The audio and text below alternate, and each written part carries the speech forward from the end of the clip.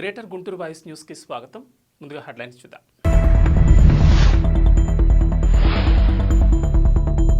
వైసీపీకి Ambati Rayudu good bye. త్వరలో నిర్ణయాన్ని చెబుతా. ట్విట్టర్ వేదికగా రాయుడు వెల్లడి.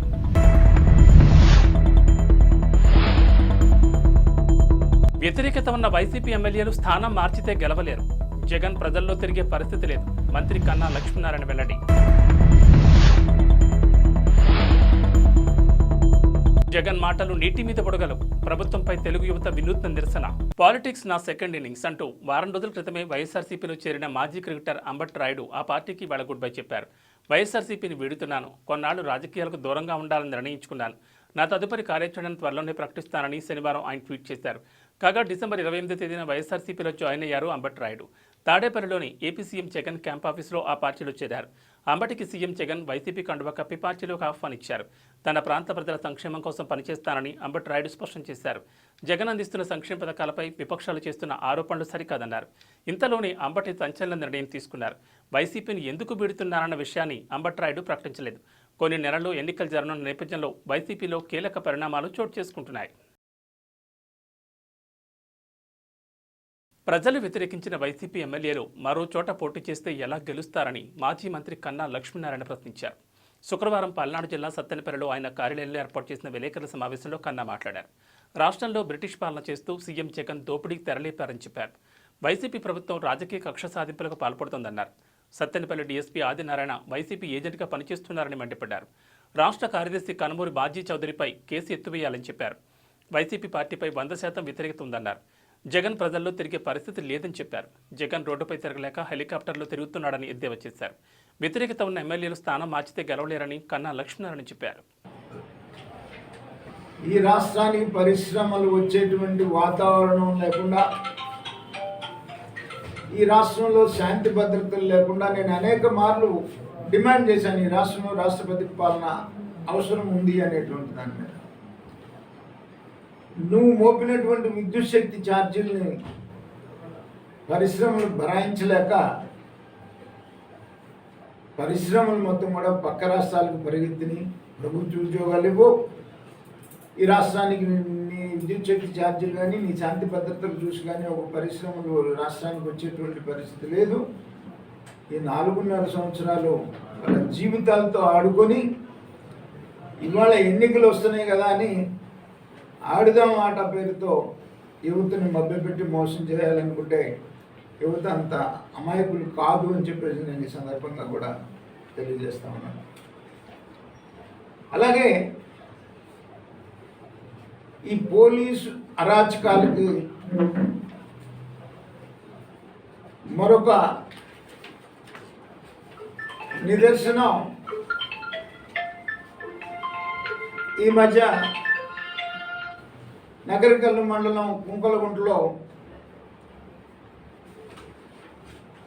ఒకరోజు రాత్రి కొంతమంది యువకులు టచ్చెట్లాడటం వల్ల ఇంతకుముందు అక్కడ ప్రాంతంలో కొన్ని దొంగతనాలు జరుగుంటాం. దానివల్ల వాళ్ళు దొంగతనాలకు వచ్చారేమో అనుకుని భావించి మరి మా రాష్ట్ర తెలుగుదేశం పార్టీ కార్యదర్శి కనుమూరి బాజీ బయట నుంచి వస్తా వాళ్ళని గుర్తించి వాళ్ళు దొంగలు అనుకొని మరి వాళ్ళని పట్టుకొని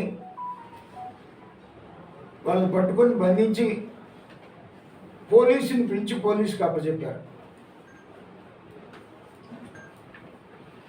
అటువంటి దాన్ని ఈ డిఎస్పీ సత్తెనపల్లి డిఎస్పీ మొదటి నుంచి కూడా వైసీపీ పార్టీకి ఒక ఏజెంట్గా పనిచేస్తున్నటువంటి సత్తెనపల్లి డిఎస్పీ కనుమూరి బాబ్జీ అవకాశం దొరికింది కదా తెలుగుదేశం నాయకుడు అనేటువంటి ఒక కక్షతో మరి ఎస్సీ ఎస్టీ అట్రాసిటీస్ కేసు పెట్టి హెరాస్ చేస్తున్నారు. కేసు రిజిస్టర్ చేసిన నిరుద్యోగులకు ఇచ్చిన హామీలన్నీ నీటి బుడగలుగా మారిపోయాయని తెలుగు యువత జిల్లా అధ్యక్షుడు రావుపాటి సాయికృష్ణ ఆరోపించారు. శనివారం రావుపాటి సాయికృష్ణ ఆధ్వర్యంలో గుంటూరు లార్డ్ సెంటర్లోని అంబేద్కర్ విగ్రహం వద్ద వినూత్న రీతిలో నిరసన చేపట్టారు. నీటి మూటలను నెత్తిన పెట్టుకుని లాడ్జీ సెంటర్ అంబేద్కర్ విగ్రహం వరకు ర్యాలీ నిర్వహించారు. ఈ సందర్భంగా రావుపాటి సాయికృష్ణ, ఫిరోజులు మాట్లాడారు. రాబోయే ఎన్నికల్లో వైసీపీకి నిరుద్యోగులు తగిన గుణపాఠం చెబుతారని విమర్శించారు. ఎన్నికల ముందు తూతూ మంత్రంగా నోటిఫికేషన్స్ విడుదల చేసి రాజకీయ లబ్ధి కోసమేనని ప్రశ్నించారు. ఎస్సీ, ఎస్టీ, బీసీలను మోసం చేసేలా నోటిఫికేషన్స్ ఇవ్వడం ఏమిటని అన్నారు. 2024 ఎన్నికల్లో వైసీపీని రాష్ట్రం నుంచి పారదోలడానికి నిరుద్యోగులు సిద్ధంగా ఉన్నారన్నారు. జాబ్ గ్యారెంటీ ఇస్తామన్న జగన్ మాటలన్నీ జాబ్ గ్యారెంటీ ఇస్తామన్న జగన్ మాటలన్నీ మద్యపాన నిషేధం ఉద్యోగాలు ఇస్తామన్న జగన్ మాటలన్నీ జాబ్ గ్యారెంటీ ఇస్తామన్న జగన్ మద్యపాన నిషేధం చేస్తామన్న జగన్ మాటలన్నీ జగన్ మాటలు పోలవరం పూర్తి చేస్తామన్న జగన్ మాటలన్నీ సిపిఎస్ రద్దు చేస్తామన్న జగన్ మాటలు జాబ్ గ్యారెంటీ ఇస్తామన్న జగన్ మాటలన్నీ జగన్ మాటలన్నీ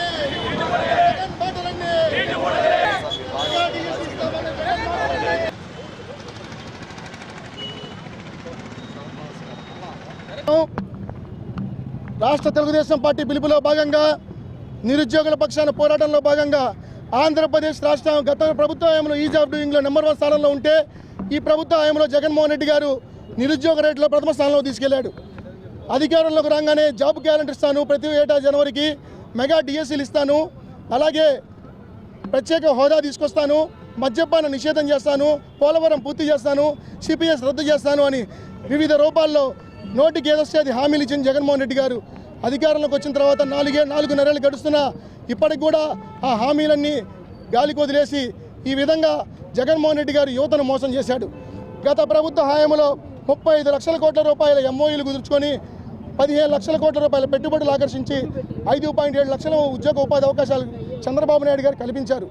సాక్షాత్ వైసీపీ పార్టీకి సంబంధించిన దివంగత నేత మేకపాటి గౌతమ్ రెడ్డి గారు అసెంబ్లీ సాక్షిగా చెప్పారు. టీడీపీ ప్రభుత్వ హయాంలో 5,07,000 ఉద్యోగాలు ఇచ్చారని చెప్పి.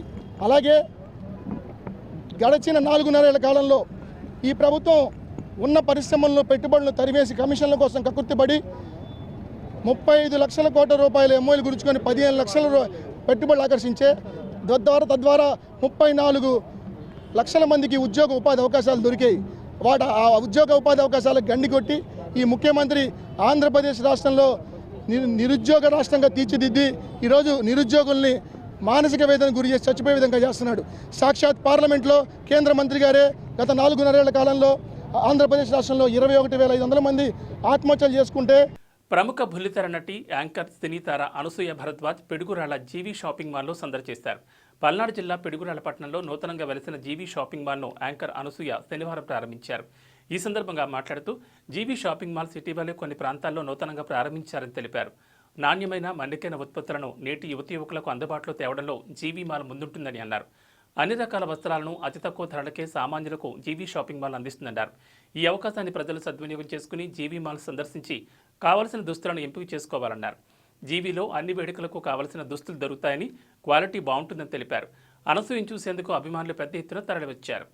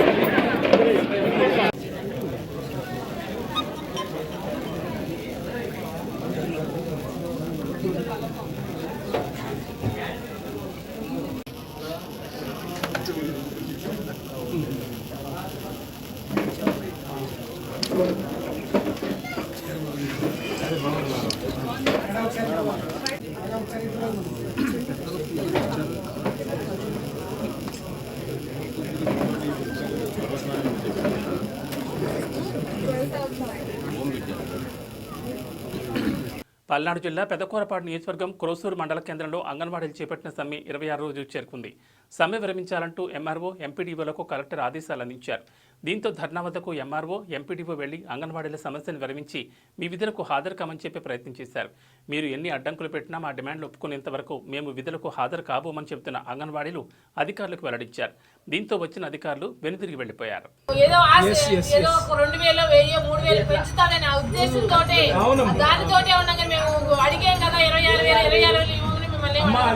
ఇప్పుడు మేము కూడా పిఆర్సీ అడుగుతాము, 50% అడుగుతాము, ఏదో 10% ఇచ్చినా తీసుకుంటాము.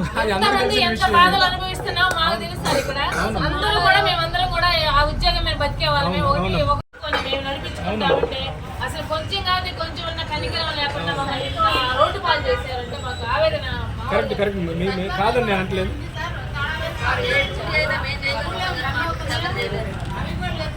నేను అదే అన్నాను ఇందాల, అమ్మ ఎక్స్పీరియన్స్ ఇస్ ఎక్స్పీరియన్స్. ఏదో కూర్చోబెడతారు. ఇప్పుడు నేను నా ప్లేస్ నేను స్ట్రైక్ వెళ్ళాను, తీసుకొచ్చి ఎండిఓ గారిని కూర్చోబెడతారు, కాదనట్లేదు. ఇప్పుడు ఆయన స్ట్రైక్ చేశాడు, గవర్నమెంట్ చెప్పింది కాబట్టి మనం కూర్చుంటాం. పని ఏం జరుగుతుంది అమ్మమ్మ. కాబట్టి మీకు చెప్పేది రిక్వెస్ట్ ఏంటంటే, మీరు మానవ దృక్పథంతో ఆలోచించి సమ్మె విరమించాల్సిందిగా కలెక్టర్ గారు మీ అందరికీ తెలియజేయమన్నారమ్మా. కాబట్టి ఉన్న విషయాన్ని మీకు తెలియపరుస్తున్నాము. అలా అని చెప్పి మీ కోరికలు తప్పని మేము అనడం లేదు. అదేవిధంగా మన బలవంతంగా మేమేమీ కూడా చేయడం లేదు.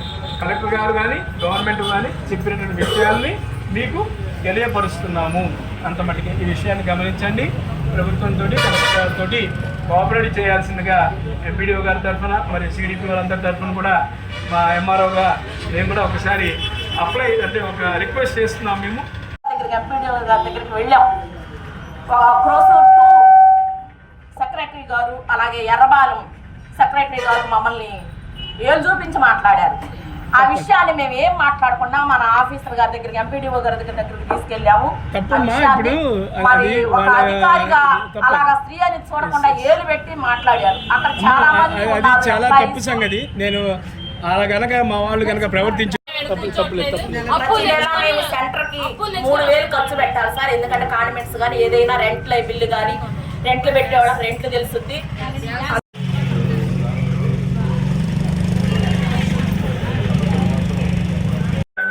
దానికి ఎటువంటి విభేదం లేదు. అయితే వాళ్ళు చెప్పినటువంటి విషయాన్ని మీ దృష్టికి తీసుకొస్తున్నాం. మీరు చెప్పినటువంటి విషయాలు మొన్న కూడా మీరు నాకు లెటర్ ఇచ్చారు. ఆ లెటర్ నేను ఆల్రెడీ కలెక్టర్ గారికి పంపించడం కూడా జరిగింది. మీ అందరూ కూడా ఎన్నో రోజులు బట్టి మీ యొక్క సమస్యల గురించి పోరాడుతున్నారు. సమస్యల గురించి పోరాటంలో తప్పులేదు. మీ యొక్క కోరికలన్నీ కూడా న్యాయబద్ధమైనవి అనేటువంటి విషయం గవర్నమెంట్ దృష్టికి మన కలెక్టర్ గారు కూడా తీసుకెళ్ళడం జరిగిందమ్మా. మీకు కూడా తెలుసు, మేము కూడా అందరం కూడా ఉద్యోగస్తులమే మనందరం కూడా. కానీ గవర్నమెంట్ కానీ మన గౌరవ కలెక్టర్ గారు ఇచ్చినటువంటి ఇన్స్ట్రక్షన్స్ ప్రకారంగా మేము ఈ రోజున ఎంపీడీఓ గారు నేను కూడా ఇక్కడ రావడం జరిగిందమ్మా. మీకు కలెక్టర్ గారి తరఫు నుంచి మేము చెప్పేటువంటి ఒక విజ్ఞాపన ఏంటంటే, గవర్నమెంట్ మీ మీద సానుకూలంగానే ఇచ్చేసి 12వ తారీఖు నుండి మేము సమ్మెలోకి వచ్చామండి. మరి అప్పటి నుండి మేము ఏదైతే నిర్వహిస్తూ ఉన్నామో వాళ్ళని సచివాలయ సిబ్బందికి అలాట్ చేశారు.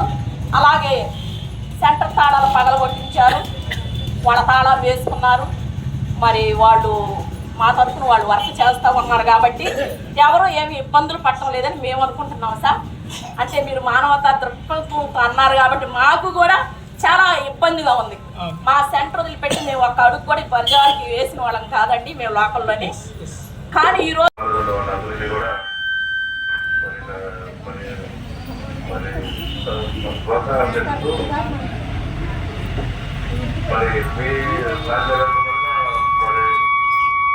భగవంతుడి ఆశీస్సుతో మీ కోరిక కూడా నెరవేరాలని కూడా మరి మంచి ఉద్దేశంతో మరి మీ సమస్యలు కూడా పరిష్కారం చేయడానికి మరి మంచి చర్యలు తీసుకుంటామని విజయవాడ ఎంపీ కేశినేని నాని సంచలన ప్రకటన చేశారు. టీడీపీ అధినేత చంద్రబాబు తన పార్టీకి అవసరం లేదని భావించిన తర్వాత తాను ఆ పార్టీలో కొనసాగడం భావ్యం కాదని భావిస్తున్నట్లు విజయవాడ ఎంపీ కేశినేని నాని తెలిపారు. త్వరలోనే ఢిల్లీకి వెళ్లి తన లోక్సభ సభ్యత్వంతో పాటు పార్టీకి సైతం రాజీనామా చేస్తానని ప్రకటించారు.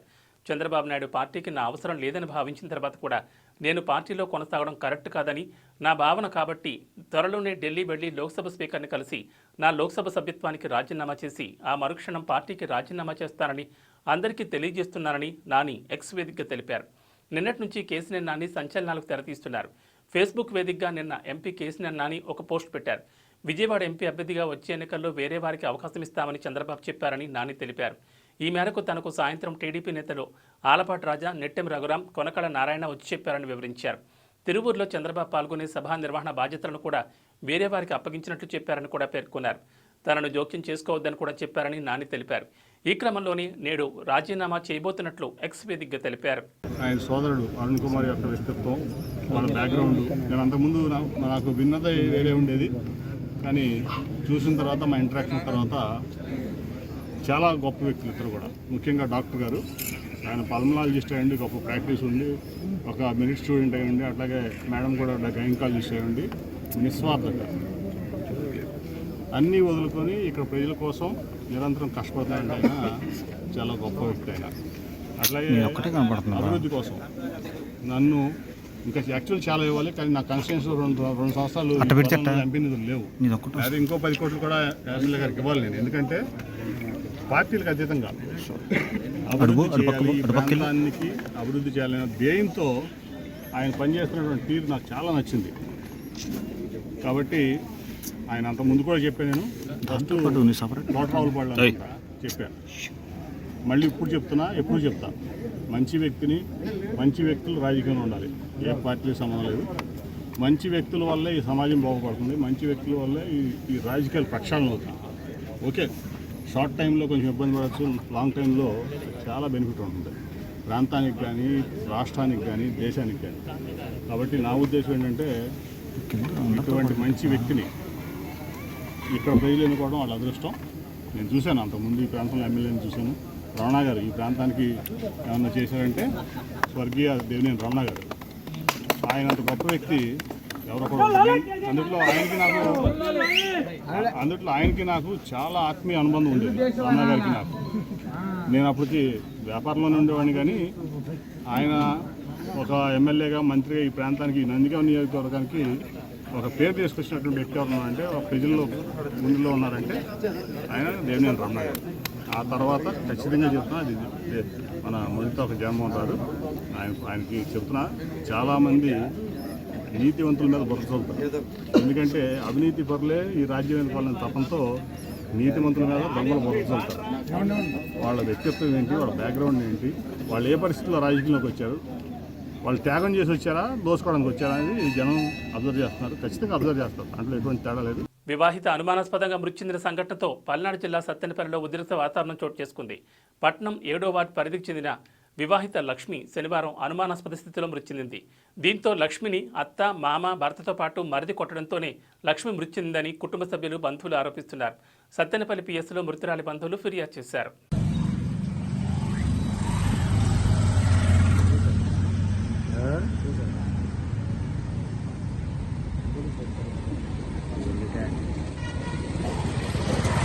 అభివృద్ధి కార్యక్రమాల్లో భాగంగా తూర్పు నియోజకవర్గంలోని పీకలవాగు నిర్మాణ పనులు శరవేగంగా జరుగుతున్నాయని వైఎస్ఆర్సీపీ గుంటూరు తూర్పు నియోజకవర్గ ఎమ్మెల్యే అభ్యర్థి నూరి ఫాతిమా తెలిపారు. నేడు ఎటుకూరు రోడ్లో ఉన్నటువంటి పీకలవాగును అభివృద్ధి పనులను పరిశీలించిన ఆమె ఈ సందర్భంగా మాట్లాడుతూ అభివృద్ధి అంటే జగన్ అంటే అభివృద్ధి అని ఆమె అన్నారు. వీలైనంత త్వరగా పనులు పూర్తి చేయాలని సిబ్బందికి సూచించారు. ఈ కార్యక్రమంలో కార్పొరేటర్లు వేమల జ్యోతి శ్రీనివాస్, గుదియా నాగేశ్వరరావు, యాదాల రాము, అనూప్ తదితరులు పాల్గొన్నారు.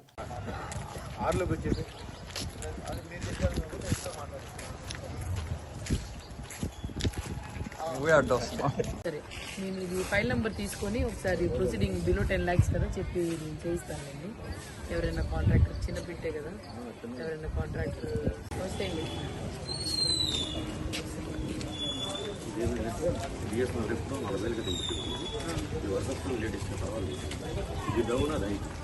ఓకే ఎల్లదిగా అందుకని ఇవన్నీ పెట్టాము. ఎండింగ్ వచ్చి ప్రతి ఒక్క ఏరియాలో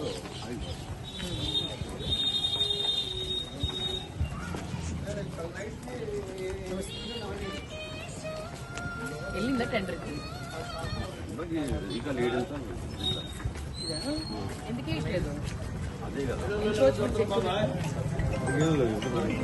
గుంటూరు అడవి తక్కెలపాడులోని టిట్కో ఇళ్లు పంపిణీ కార్యక్రమం నిర్వహించారు. ఈ కార్యక్రమానికి గుంటూరు జిల్లా కలెక్టర్ వేణుగోపాల్ రెడ్డి, నగర కమిషనర్ కీర్తి చేకూరితో పాటు వివిధ శాఖల అధికారులు పాల్గొన్నారు. అక్కడికి విచ్చేసిన వైఎస్ఆర్ కాంగ్రెస్ పార్టీ ఎమ్మెల్సీ లేళ్ల అప్పిరెడ్డిని, జిల్లా కలెక్టర్ను లబ్ధిదారులు తిరుగుబాటుకు దిగారు. తమకు కేటాయించిన ఇళ్లను శుభ్రం చేయలేదంటూ కొంతమంది ఆరోపిస్తే మరికొందరు ఇంటికి సంబంధించి తాళాలు ఇవ్వలేదంటూ నిరసన తెలిపారు.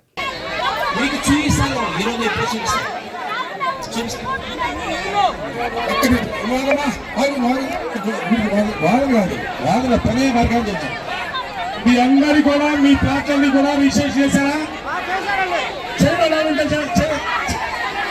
అందరూ చేశారు. ఓకే. తర్వాత మీకు చేయాల్సింది ఏంటంటే మీ అందరూ కూడా మీ ప్లాట్ ఇప్పుడే చూప్ చేసి అనౌన్స్ చేసేస్తారు. తర్వాత మీరు ఏం చేయాలంటే ప్రతి ఒక్కరు కూడా కరెంటుకు సంబంధించి మీ పేరు మీదుగా మీరు అప్లికేషన్ పెట్టుకోవాలి. కరెంటుకి సంబంధించి మీ పేరు మీద మీరే పెట్టుకోవాలి అప్లికేషన్. మీ ఫోటో పెట్టుకోవాలి, మీరు పెట్టుకోవాలి. నీళ్ళకి సంబంధించి కూడా అన్నిటికీ కనెక్షన్ ఇచ్చేస్తారు.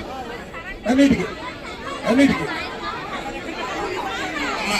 కరెంటుకి మనకి అంటే ఒక్క 450 రూపాయలు.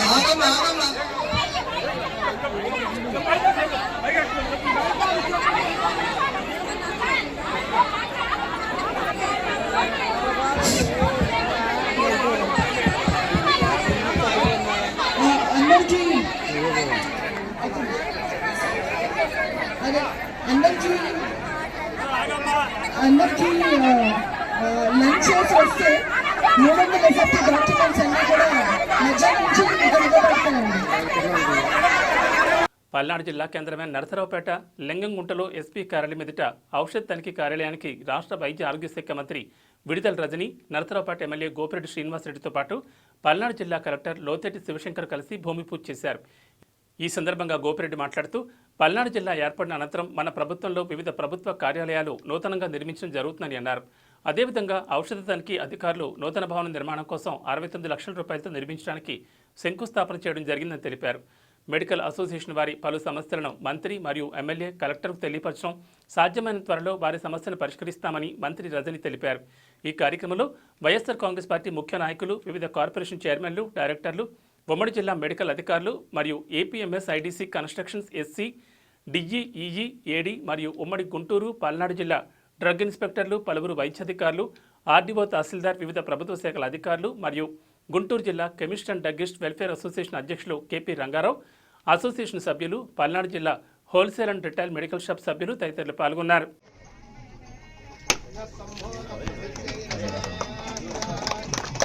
జై శ్రీరామ్, జై శ్రీరామ్, జై శ్రీరామ్.